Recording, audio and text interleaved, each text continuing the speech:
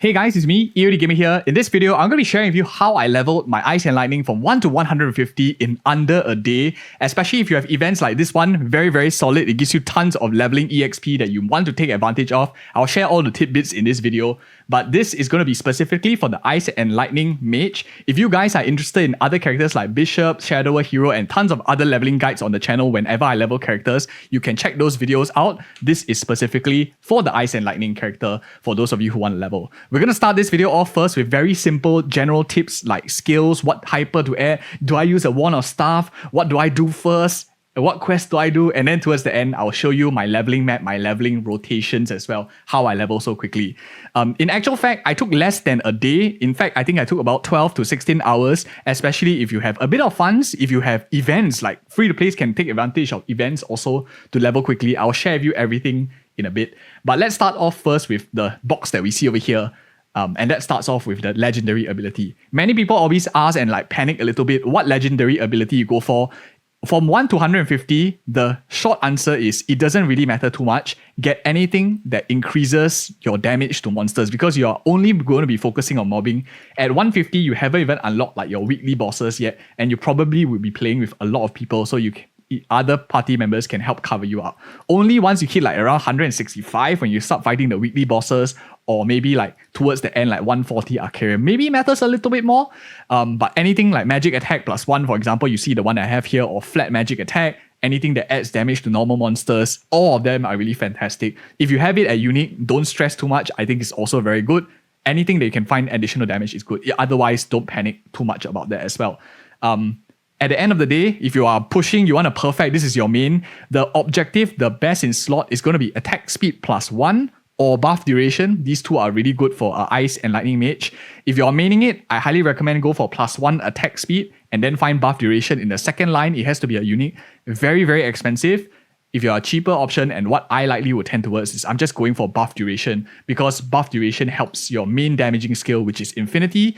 This is really very important and why mages all basically have buff durations as one of the key factors to do a lot of damage. We'll touch more on this in a little bit, but that is for the legendary abilities. For hypers, you unlock at 140, then this bar comes up. Basically put it into anything that adds damage to your normal monsters, like damage, like normal monster damage, flat intelligence, flat attack. All these are pretty solid as well. If you have additional points, you can plop it in crit damage a little bit, pop it in crit rate, especially the earlier levels only cost 1 to 2 points. So it's very cheap. Bonus EXP also, just a bit of extra juice for that, a bit extra. I always like to have different settings for one for bossing, one for mobbing, and one for maybe if you need a specialty slot, you can put one as a spare as well. So those are some quick tips that I have for any of you who are wrapping your head around the stats for an Ice Lightning character.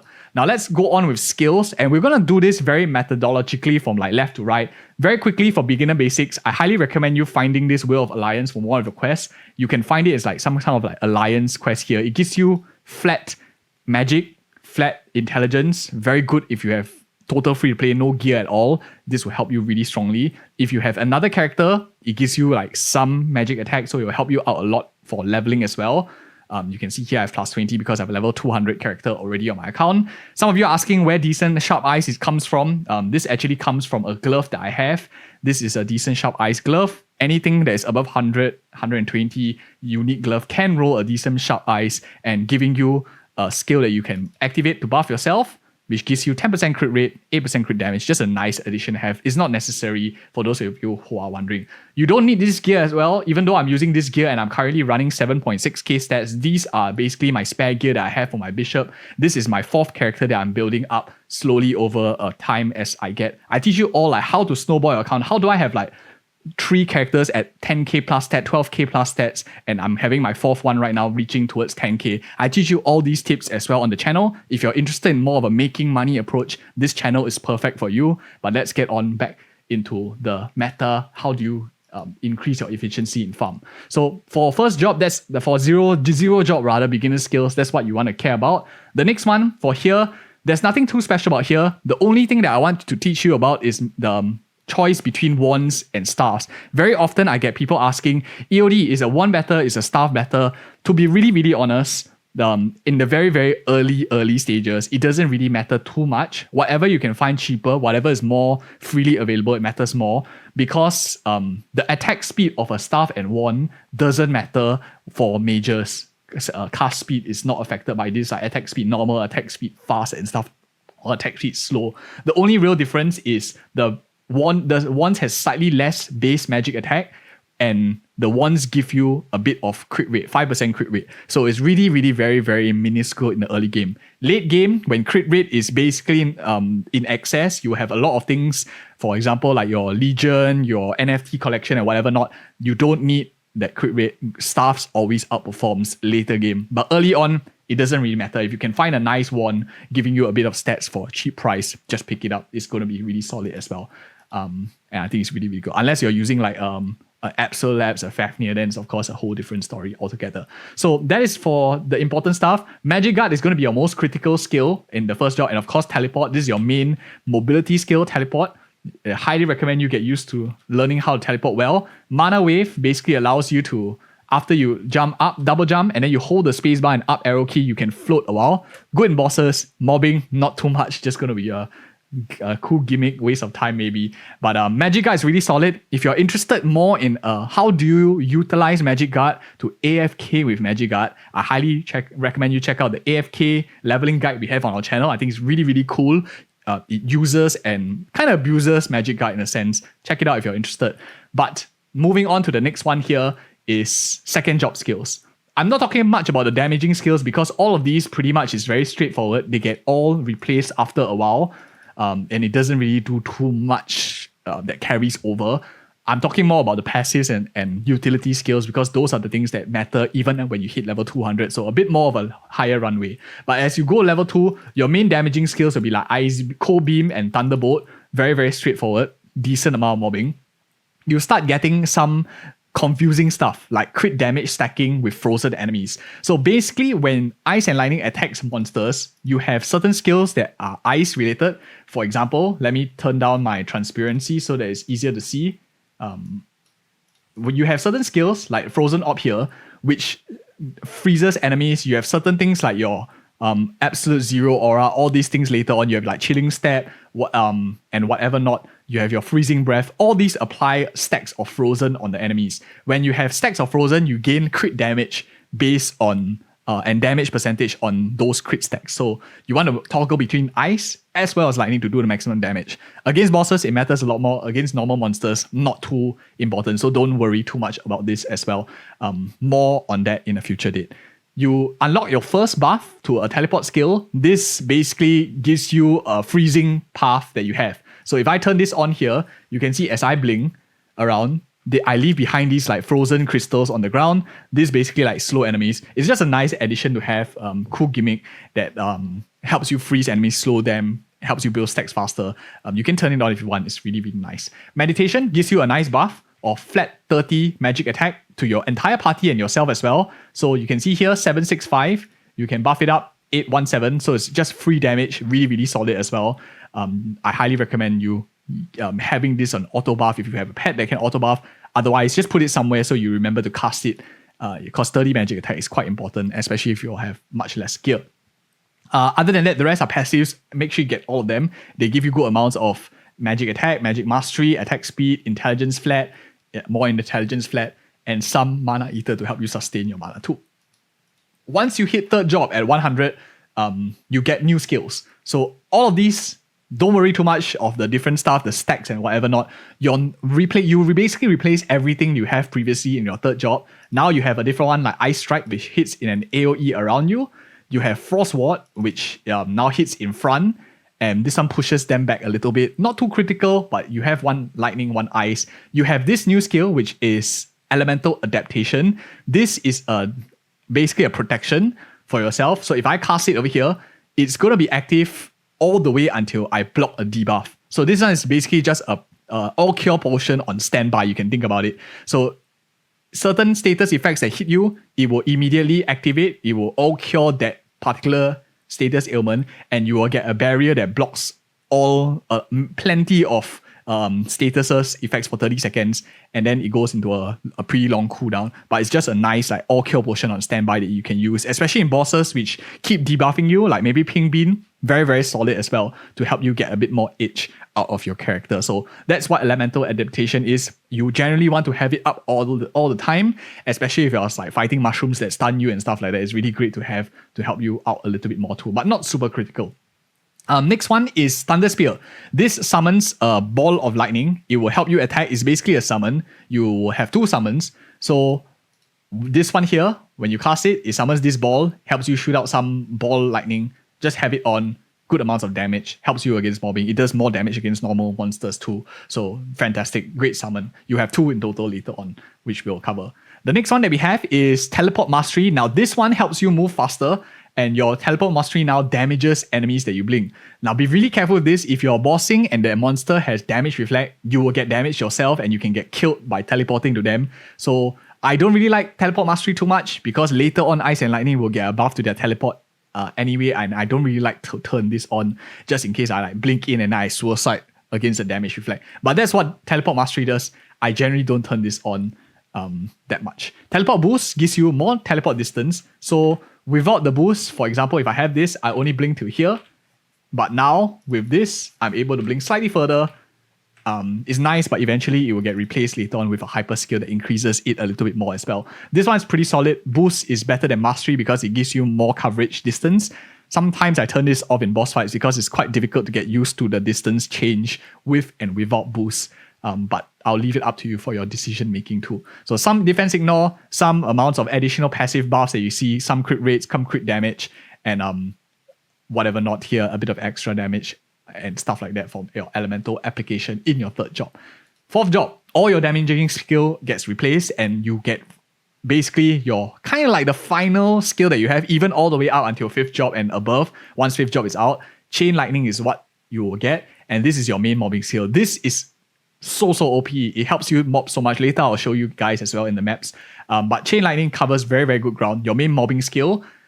You also get tons of other skills, like a 2nd summon as we mentioned. So you get this golem-like thingy that also helps you deal a bit more damage and also passively increases some mastery for yourself. So you have 2 summons to help you deal more damage moving around. So really, really solid.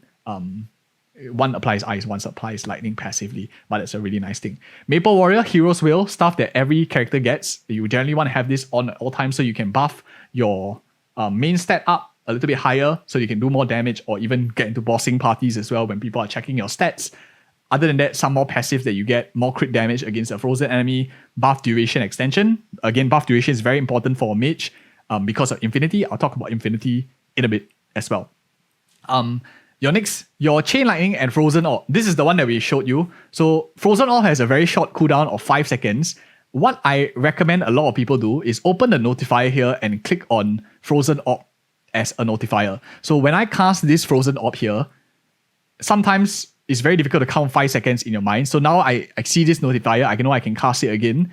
So you can keep the uptime up. Especially against bosses, this does help quite a bit. For those of you who want to have a gauge of when you can cast the Frozen Orb. It basically is just additional DPS. Why this matters and when you can just like use your Chain Lightning is because Frozen Orb deals a lot of ice application, which helps you maintain your frozen stacks. So frozen stacks, zappy on them, and when they are on a target, it actually hits the target and the ball like kind of moves a lot slower rather than like floating in one direction. A similar attack to Genesis basically is a larger attack. This is Blizzard. It goes on a slight cooldown over here of 45 seconds. It does a bit of additional damage. Nothing too fancy, just good amounts of map clear every once in a while.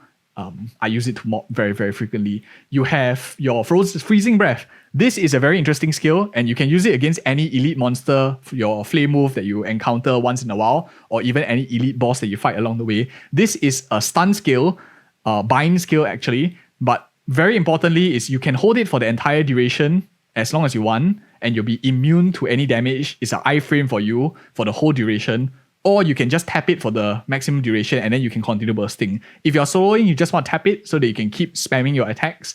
But if you're in a party and maybe there's too many nonsense going around, you can just hold it for the full duration. You'll be immune throughout. So the animation looks like this. You basically cast this dragon over here. It binds the enemy. In this whole process, you are invulnerable to damage. and it lasts us a really long time. The Ice and Lightning has one of the longest binds in the game, and this whole is really, really long. The whole process, you are invulnerable to damage, so good amounts of survivability, good amounts of bind. You have an iframe in case like you get caught out of position. It's a good save, but it is your bind and your iframe both in one together as well. So that is for Freezing Breath. It's quite a decent amount of cooldown. It's a 3-minute cooldown, so it's quite long, but it's still very, very useful. Other than that, the last skill here is Infinity. Now, Infinity is pretty much the main mage skill that is so good because it stacks this long wall of text. Let me just summarize it. You press it, you gain 70% final damage. Every couple of seconds, you get more final damage up to 115%. At the same time, while you have it around, you gain like some sort of like mana and HP back. So that's like pretty nice, which is pretty good. So now I'm going to show you the damage increase. 813 over here. This is really, really insane. So I cast Infinity right here. My damage immediately jumps, like it almost doubles in damage because of the final damage increase that it just snacks on. So all mages have Infinity as well. The longer your buff duration, the longer this thing lasts. So that's why mages want buff duration. That's why I recommend your inner abilities be buff duration as well. So that is some things that you need to take note of. And you can see this damage here. 1.4 mil, it goes higher now, 1.45, and every couple of seconds it goes up to a cap. So very solid skill is your main burst. So whenever you can't one-shot mobs, when you have this off cooldown, I just like to press it so I can one-shot mobs as well to help me mob a lot faster. Now, a lot of talking so far. Now let's go into some hyper skills over here. At 140 to 150, you don't really have too much choices. I recommend you going for the damage increase for Chain Lightning and going for a bit of Frozen Orb damage increase. Later on, for those of you who are like slightly advanced, I'll go for the max enemies hit +2, and of course, a bit more teleport mastery range over here. You don't have too many choices to pump, and then I'll go for like Chain Lightning Extra Strike. There aren't really too many useful stuff for the Ice and Lightning, so you have actually an excess of skill points, hyper skill points in my opinion for the passive skills. Active skill, once you start, you will get this absolute zero aura at 140. What this is a toggle. If you cast absolute aura, you basically have this swirling effect around you and your party members, which, as they mentioned over here, gives you some sort of conjuring icy vortex, which slows the enemy, frees them more quickly. But something that a lot of people don't do or don't know is you can actually cast this. So if you don't want to stand right beside a boss, what you can do is press the skill key and the down key at the same time. So like this. Let me just press it, and then you can see I summon this absolute zero aura effect over here, and I can go very, very far away. That way, I still maintain the uptime on the boss frozen ability, yet I'm at a distance very safely. So this is great if you're bossing. For mobbing, maybe if an elite monster spawns here and there, it's useful, but that's pretty much how important it is. Lightning Orb, I believe this is at 150 or 160, but I'll cover it anyway since I have it on, and some of you want a slightly longer video, because I don't know when the next video will come out. Let me know if you guys want to see like a 150 to 200 guide as well. But Lightning Orb is a channeling skill. So after you do your burst, you do your bind, you want to cast this lightning spear over here, which is a channel. Does a lot of damage as well, a lot of burst damage. Very, very strong. And you want to use it against bosses, against elite monsters, after you use your Infinity, after you bind them, so you have a free hit of Lightning Orb. A lot of damage, very, very good amounts of burst, very strong as well. So now we cover all the skills, a little bit lengthy, but I hope you found it in-depth so far. Let's get on with some quests that I recommend you go for and some of the leveling stuff. The most useful quest I feel that is going to help you out is the Silent Crusade quest line. This one you can find in your exclamation mark over here under Silent Crusade. I believe it's at 140 or something like that. I might have clicked it already. But what it gives you is it gives you a free ring and it gives you a free title. So it's just free damage to fill up slots that otherwise would have been left empty, like mine over here. So Silent Crusade is really solid. It starts around like 140. Other than that, I recommend you do the bosses quest lines. For bosses that need to do the quest line is Papulatus. You need a bit of Star Force to do this. If you have events, you can do it very, very quickly. I highly recommend it. Magnus also, you want to do the Helisium quest line to do the Magnus. These are very important, so you can complete this as well. For the rest of them, these not too big quest line. Chaos Root Abyss is really quick. You can do this in like 10 minutes. Highly recommend you do it because you need to kill the normal ones 5 times to enter the chaos ones. And you give you some loot as well as you go along. Do the Von Leon quest line. Lion King, this is also really solid. You only need to do it once for all your characters. So these are boss entries. That's why I put it as a higher priority generally. Silent Crusade, again, not only gives you a ring and stuff, it gives you the daily boss Arcarium that you can fight. And of course, Omega Sector is later on. It's at 160 and beyond, but that's something useful to do as well. Temple of Time, if you can do this, also is really fantastic. I believe it's at 160, but whatever it is. So those are some critical quests that you want to do. Night Stronghold is later on, but we'll cover that in another video. So those are some recommended quests. Generally speaking, I don't really like quests too much on Ice and Lightning because Ice and Lightning mobs so fast. So you level a lot faster rather than hitting stuff. My recommendation, if you are starting out 1 to 60, then this is the leveling part of the video. If you guys are finding this video in-depth and helpful for you guys in a MaplestoryN context, like, comment, and subscribe. And I have plenty of other guides for other characters on the channel already, like these 3, which are my main 3. And thereafter, a lot of other characters that I'm working on right now, you can see they are slowly leveling up on my account. I'll make more guides on every single character, every single class for you guys. It's a lot of work, but give me a thumbs up if you appreciate the content. So for the first 60 levels, just go free to play, just do all the 4 quest lines and stuff like that very fast. After that, from 60 to 69, you want to come into any of these 3 maps here. In fact, Ice and Lightning is probably one of the classes that can utilize this mushroom corridor the best because it is a long map. So let me just show you. If I come into here, it's a very long map. So all I do is just cast some spells. Let's say, what's the spells that I have early on? I have Cold Beam. So you just cast Cold Beam or Thunderbolt, and then you blink, and then you just keep spamming your skills one by one, and then you just blink over and over, and you basically clear the entire map very quickly just by blinking and spamming your Thunderbolt, Cold Beam, or whatever not. You will level very quickly. You will get to the next stage as well. So that is for this portion. If you are struggling maybe with this one, you can go to Silent Swamps here and thereafter, but these 2 maps are very crowded, especially when there's like bonuses and stuff. Is really very frustrating as well. Next one, I like going to the Stairway to Heaven. This is really good for Ice and Lightning as well. So for example, let's just say I have my skills here because I want it to be a bit more relatable. Let's say you have Thunderbolt here. So I'll blinky up here. You will use a bit of Lightning Bolts, hit some of these monsters here and there, come down here, Lightning Bolt, zap them, and then the rotation will look something like this. You come down here, drop down, just keep zapping. After you clear, you will come down to this cloud pushing thing, bounce up here, teleport upwards, and then repeat the process here. And you pretty much do this from 70 to 80. It'll probably take you maybe an hour or 2 max if you have some sort of EXP buffing. I'll talk about some ways that you can use events or like other ways to find more EXP in the later part of this video, where it's a bit more time sensitive, depends on whether it's event or not. But this is just the general leveling from the earlier stages. So Stairway to Sky, I highly recommend. Next up, of course, I recommend at level 80 to about 90-ish, Shaft 4. This is probably one of my favorite maps. So you will come in here, you'll just zap these guys here. You can just teleport upwards, zap this, very quickly come here, zap, and then teleport up, zap.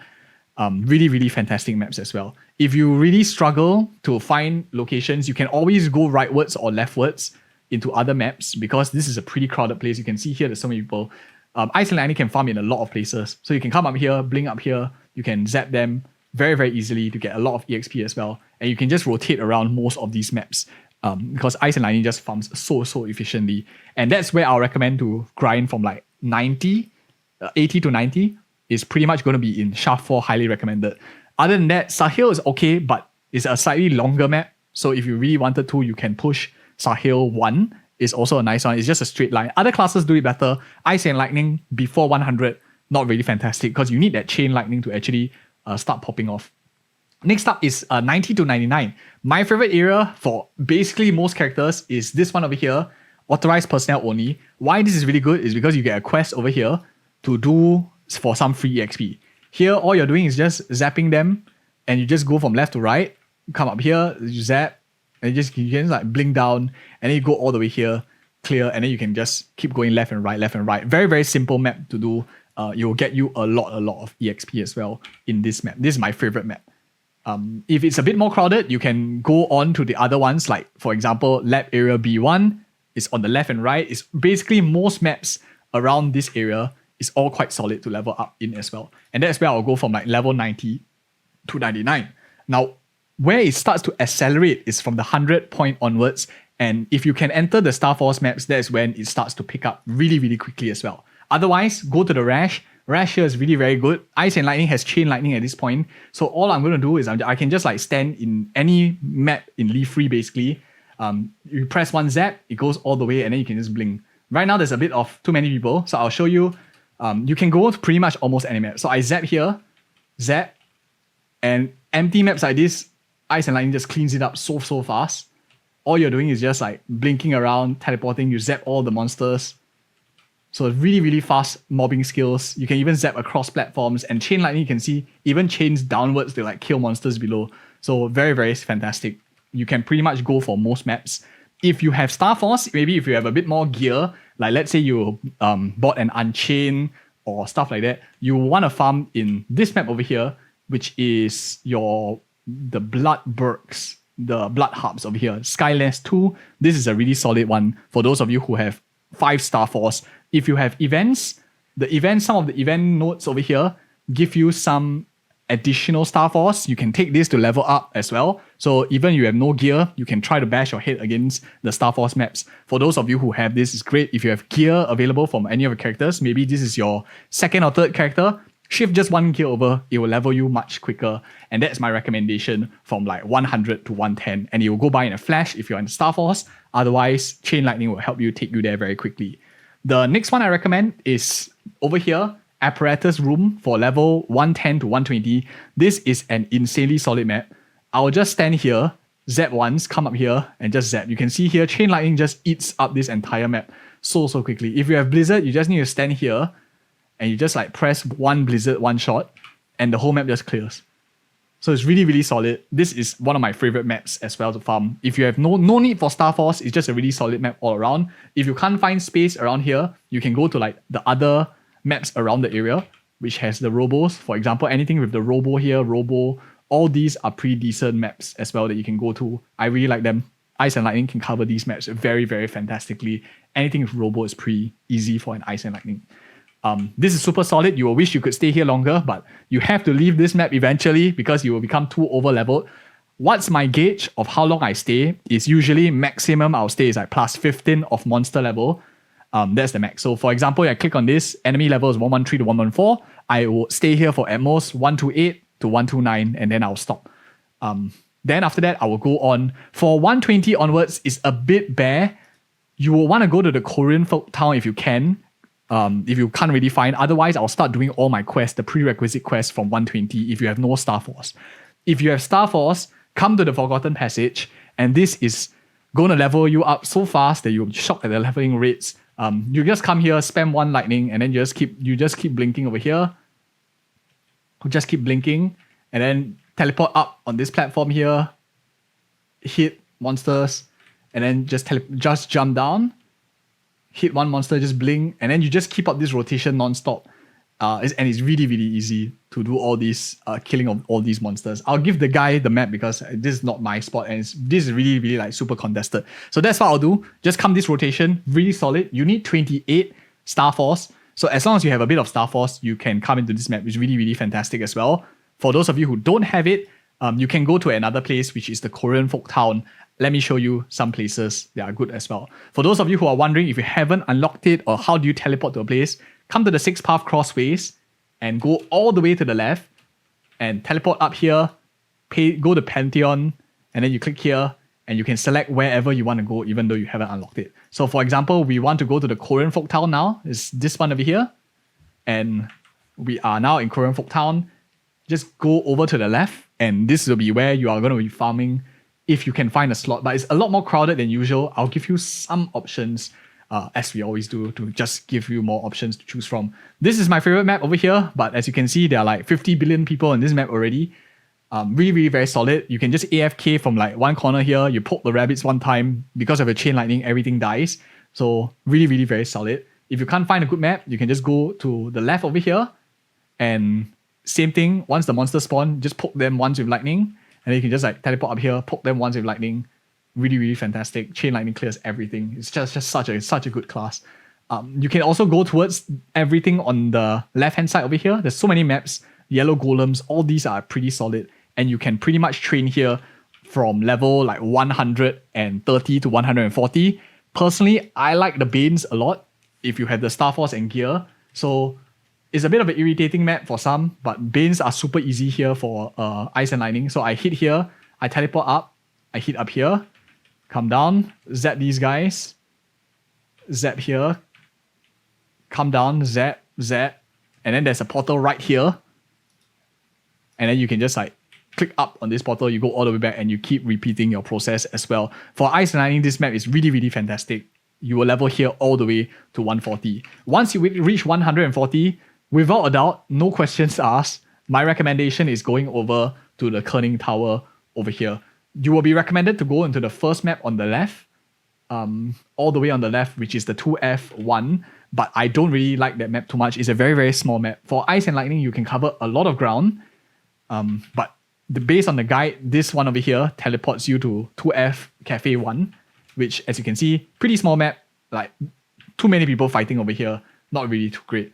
Kerning Tower has 3 platforms, very easy for Ice Lightning. You stand on one platform, you can see I hit 1, 2, 3, and then it chain all the way up. The Ice and Lightning just eats up this entire map really, really quickly in any of the floors, any of the maps that you can farm in. So very, very fantastic. Any of these floors, you can see here, I just teleport up into the platforms, clear the monsters. Very, very easy, very straightforward, super solid. Even for the Star Force maps, if you have a bit more, this is of course a level 155, but if you have more resources, this is exactly the same with slightly more EXP. Super solid. And sometimes you get elite bosses that spawn at the same time as well. And since we are here, I might as well show you some of the fighting ability of Ice and Lightning just as a bonus for those of you who are sticking around. So turn Infinity on my summons here, another summon over here. So 2 summons, do my buffs, my meditation buff. Usually I have it on auto buff. So Bind and Thunder Spear. Yeah, so very, very quickly, instantly gets bursted down also because he was taking a lot more damage. But you would channel the whole duration of the Lightning Orb. If you can put down your freezing aura, is also great. But I just wanted to like burst down the boss quickly because I saw his HP was dropping. So that is pretty much the rotations when you have an elite boss or whatever not that you need to burst down quickly. And that is from level 140 to 150. Thereafter, you can stay into like Kerning as long as you can. You can see here, I'm still stuck in Kerning because I have the gear, I have the Star Force. But if you don't, I will have more videos teaching you more of a free-to-play approach of doing things. Last but not least, as promised, something how you boost your EXP, how you farm even faster. I'll leave it to the end because there's a lot of ways. Number 1, style raffles. I highly recommend you picking up style raffles, the 2x EXP coupons. You can see I always am very low on these points. You can get these by doing your raffles, whether it's pet raffles, whether it's beauty raffles, face raffles, whatever not. You get points. I always use the points to convert for 2x EXP. Gives you a lot, helps you farm a lot faster. It's free, everyone can get it. You get 2 times a day. So you can get 30 minutes of grinding on your character on 2 times guaranteed, whether there's event or no event. If there are event modes, for example, we have one that is going on right now. This event is also really solid because you get Hero's Blessing here, which you can add Star Force, which allows all of your naked characters to go into Star Force maps. It might be very difficult to kill it, but there's more EXP. You'll be hitting them multiple times anyway. So very solid. If you can get this free Star Force, you can go gearless, level up very quickly as well. At the same time, depending on when your event is, your event shop might give you like 2 times EXP over here, 3 times EXP. Pick all of these up because they help you level up so quickly. Just basically free level up stuff. You get some potions here. Depending on the event, this is very subjective to the events. If you're interested more in event-specific stuff, I have a guide on the channel as well for those of you who are interested in the current day's event because you might be watching this video sometime in the future. But another thing that lasts us a really long time is going to be your Legion coin shop. So for those of you who have 500 already, once you are able to unlock this, I basically level most of the characters myself. I don't buy my characters off level 200 off the market. So I'm slowly working my way up. I'm making guides as I go along for you guys. So it might take some time, but you can see the progress. Now I show you guys step by step as well. But when you have good amounts of Legion, 500 Legion, you start getting coins. And using these coins, you can start purchasing this 2 times EXP from the shop. 30 coins. This is like your passive coin income, which you can't really use like for much else other than leveling up your Legion, expanding your Legion blocks and whatever not. We have guides on that on the channel as well. But 2 times EXP, very fantastic. I always purchase this if I'm looking to push out extra grind. 70 coins for 30 minutes or 30 coins for 10 minutes if you just want a short one. You just want to pick out a rune, a bit of grinding, and then head out during your day. Generally, I feel like 20 minutes is enough if you try and clear 2,000 mobs, but that's on a whole different point of things. So these are some ways that I find and squeeze out some extra EXP for my characters. And I hope you found this leveling guide helpful. If you do, comment, subscribe, and give it a like. See you guys in the next video.